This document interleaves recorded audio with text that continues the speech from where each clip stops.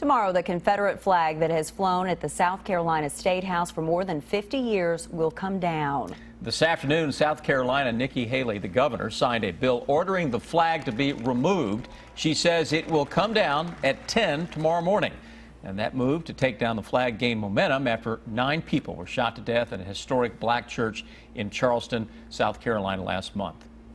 9 amazing people that forever changed South Carolina's history. After it's taken down, the flag will be placed in the state's Confederate Relic Room. Also, the NCAA announcing it will end a nearly 15-year ban on South Carolina hosting championship events now that the Confederate flag will be removed. Today, the Casey County clerk says Governor Beshear gave him an ultimatum. Casey Davis is one of the county clerks around the state who stopped issuing marriage licenses after the U.S. Supreme Court legalized same-sex marriage. Today, he met with the governor, hoping to convince him to call a special legislative session. But instead, Davis said the governor told him to issue marriage licenses or resign from office. Governor Beshear says he will not call a special session to address any issues from the Supreme Court ruling. We are tracking a crime alert in Franklin County tonight. The owner of a self-storage facility says burglars broke into dozens of units. It happened early Sunday morning at Reynolds Self-Storage just off of Lawrenceburg Road. The owner says the burglars stole at least $10,000 worth of items from the units and caused about $30,000 in damage. When I walked around this corner and saw these units, it looked like a tornado had almost gone through here, the way they damaged and vandalized. It was so much vandalism involved. Police are investigating, but at last check, they had not made any arrest. A Central Kentucky car dealership is helping Special Olympics athletes get on the fast track for success. Today, Toyota South in Richmond donated $2,500 to Special Olympics USA. The dealership also donated an additional $10 for every person who visited its service department today. The Aviation Museum of Kentucky is celebrating its 20th anniversary this weekend. To celebrate, several World War II era planes have flown into Lexington, and they'll be offering rides. One of them, called Fifi, is the only airworthy B-29 in the world. The museum is at Bluegrass Airport. Now that is very cool. That is awesome. Yeah. It's another stormy night taking shape across central and eastern Kentucky. I've got the latest on the possibility of strong thunderstorms and heavy rain just ahead. Oh, it was real noisy when all that stuff was flying. Storms caused widespread problems across much of southern and eastern Kentucky tonight. Trees, power lines, and even some buildings were damaged. The owners of a Lexington home are now facing some expensive repairs, and police blame a hit-and-run driver. Tracking, alerting, protecting. WKYT News starts now with First Alert Weather.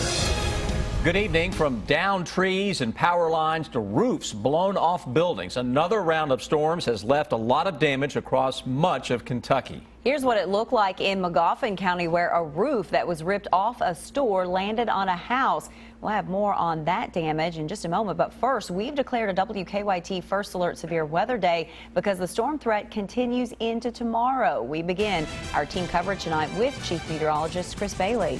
Yeah, guys, the severe weather threat from earlier today, absolutely astonishing when you look back at it. We had one lone thunderstorm complex that developed across Interstate 65. It put down damaging winds for 283 miles from where it started in Kentucky all the way east of Beckley, West Virginia. 283 miles of continuous wind damage here, and in some cases widespread wind damage, all without any kind of severe thunderstorm watch. That technically qualifies this as a likely derecho. Only has to be 240 miles in terms of length for extensive wind damage. Now, late this evening, we are dealing with more rounds of strong thunderstorms that are out there that can put down some very heavy rains. From West Liberty into Morgan County, north of Sayersville, where you had extensive damage earlier, to the Interstate 64 corridor and just south. Thunder and lightning coming from the sky south of Nicholasville over top of Lancaster. Look at the thunderstorms on top of Danville and Harrodsburg, and that extends a little farther to the south for some of the same areas that were hard hit earlier. Into sections of Lincoln County, northern parts of the Pulaski County area. We've got a boundary that is stalled out across the area. That boundary is inching its way slowly to the north. There's a little ripple of low pressure along that. driving its way toward the east. So individual storms are going over the same piece of real estate as that boundary lifts its way to the north. Guys, that could lead to at least some local high water issues later tonight and into early tomorrow. I've got more storms to track for your Friday forecast when I come back in a few minutes. Chris, thank you. A severe storm left behind quite a mess in Rockcastle County this afternoon. Trees fell across roads, hundreds of people lost power, and some homeowners were left with a lot to clean up in their yards. Monique Blair continues our First Alert weather team coverage. It sounded like a roar. Worst I've seen it, probably in a year or two. And the wind was blowing every which way. That's how folks who live in Brodhead and Rockcastle County described Thursday afternoon's windy storm that blew through the area. I kept watching, and I kept thinking, something's bad wrong outside. And I got up and looked out and I thought, oh my God, what a storm. After the storm swept through, uprooted trees and downed power lines scattered the small city. Now, storm damage was not only specific to Brodhead. I'm several miles away out here in Merrittburg, where you can see damage out here was also very significant. It's probably the most widespread damage I've seen in Rockcastle in a long time, actually. The sun came out for a short time after the first storm, but around 6 o'clock Thursday, a second storm pushed through the county. Jordan Smith is a designated WKYT weather watcher. He was in Rockcastle County for both storms. The one that came through that produced all the damage didn't really have any thunder and lightning. This one was like frequent lightning, cloud to ground, and heavy rain. There was some ponding like around my circle and the ditches overflowing, so that one was more like, I guess, flash flood. And as crews worked hard Thursday to get the county back to normal, some people say they're just ready to see less rain and more sun. It's been like that for the last probably 2 weeks, off and on.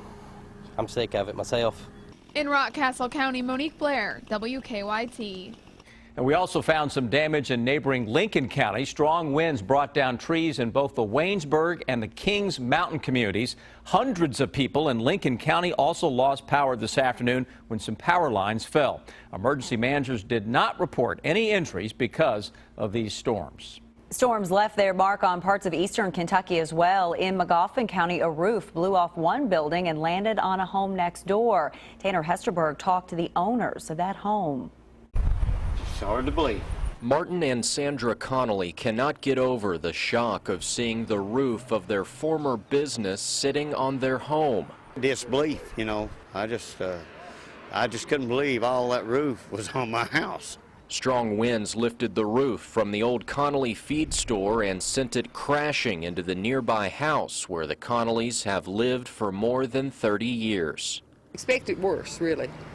When I went in the house, I thought it'd be worse on the inside, but it wasn't. So, mainly one room. Connolly Feed Store shut down 2 years ago because of a fire, and now the family is dealing with this damage to their home. Things happen, and really, we'll build her back.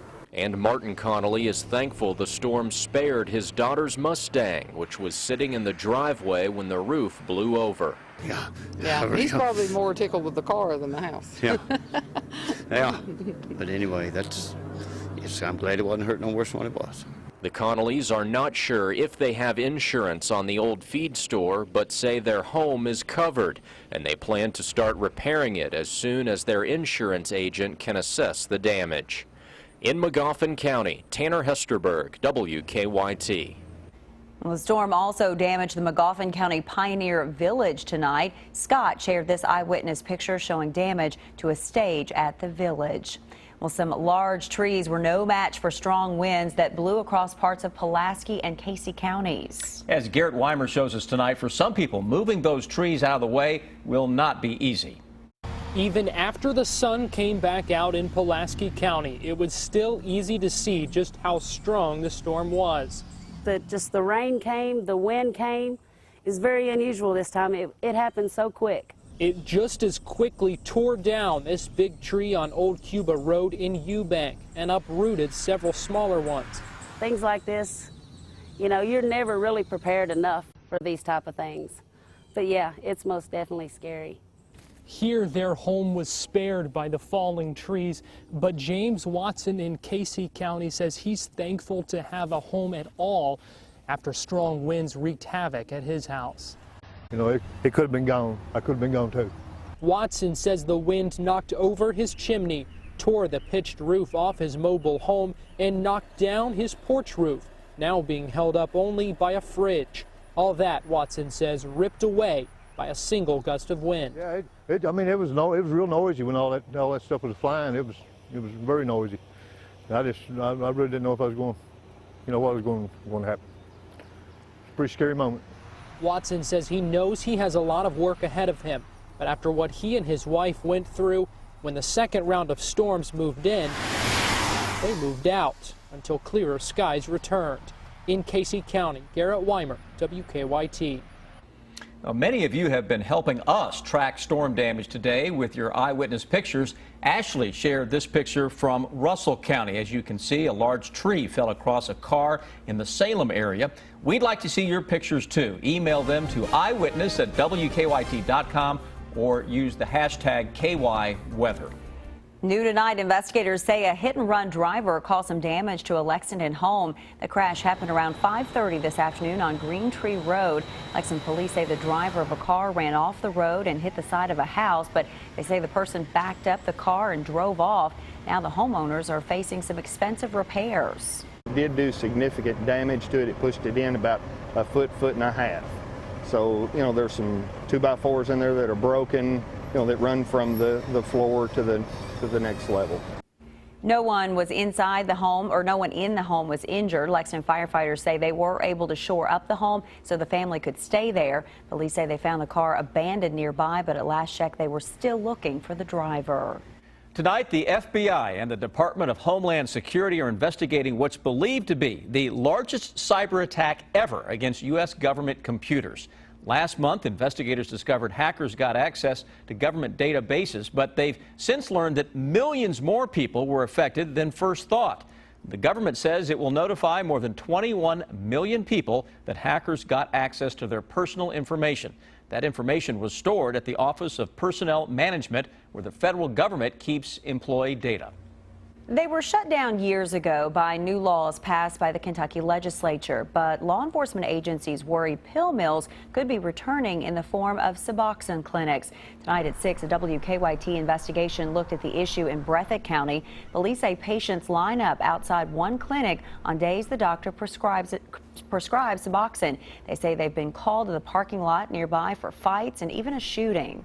It just, thorn in our side. It's become a haven for activity that's, not conducive to a good society in our community. The doctor of that clinic says the issues in the parking lot have nothing to do with Suboxone or his clinic. Police say he is prescribing Suboxone legally. You can watch our full investigation on our website, WKYT.com.